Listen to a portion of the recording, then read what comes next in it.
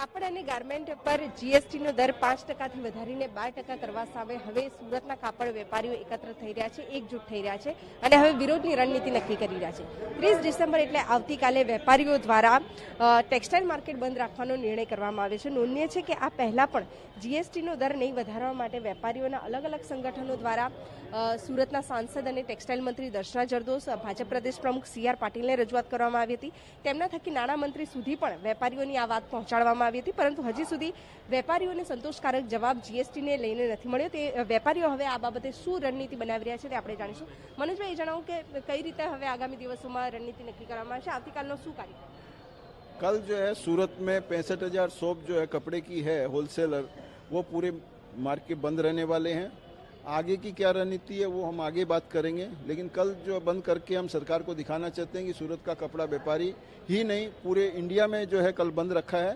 अब पूरे इंडिया का व्यापारी 12% जो जीएसटी 140% की बढ़ोतरी कर रहे हैं उसका बहुत पूरा जोर से विरोध कर रहे हैं। हम सरकार से अनुरोध करते हैं कि हमारे को उम्मीद भी है कि 31 तारीख को जो है सरकार सोच के अब व्यापारियों के हित में और जनता के हित में रोटी कपड़ा मकान जो है तीनों जरूरत की चीज़ है, उसमें कपड़ा की जो जरूरत सूरत मंडी पूरी करती है।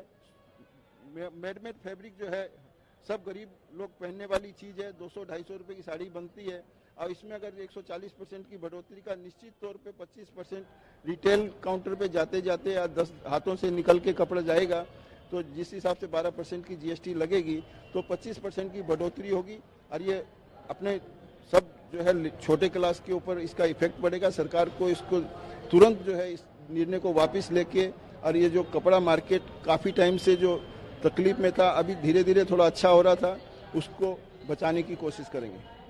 ललित जी, आपसे जानना चाहूंगी कि टेक्सटाइल मंत्री से भी इस बार में रजूआत की है हमने, सांसद CR पाटिल को भी मिले हैं, नाणा मंत्री से भी मिलकर आए, लेकिन फिर भी कोई प्रत्युत्तर नहीं मिला है, कोई संतोषकारक जवाब नहीं मिला है। कितना असर पड़ेगा अगर जीएसटी का? जिस देश के अंदर 80 करोड़ लोगों को हम अनाज बांट रहे हैं, उस देश के अंदर जीवन की मुख्य जरूरियात जो दूसरी जरूरियात है वो कपड़ा है। अगर कपड़ा महंगा हो जाएगा तो ये तो भी नेचुरल है कि बहुत ज्यादा असर पड़ेगा।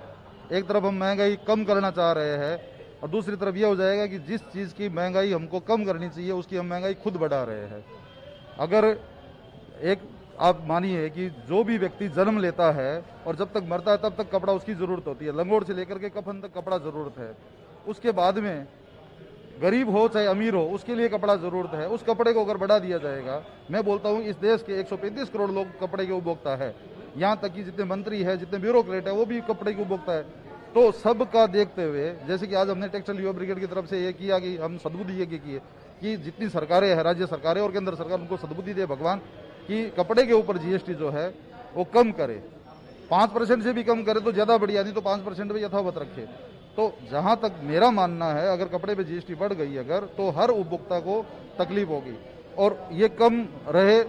हमने रजूआत की, ये बात अलग है, हमारा नहीं अभी तक कुछ सुनवाई हुई है, लेकिन हमको ऐसा लग रहा है कि हम योग्य स्तर पे और ज्यादा करेंगे। 1 तारीख से लेकर के 10 तारीख तक हम नो बिलिंग के अंदर जाने वाले हैं कि हम बिलिंग नहीं करेंगे, माल न बेचेंगे न खरीदेंगे। उसके बाद में जैसी रणनीति होगी, जैसे व्यापारी सब चाहेंगे वैसा हम करेंगे।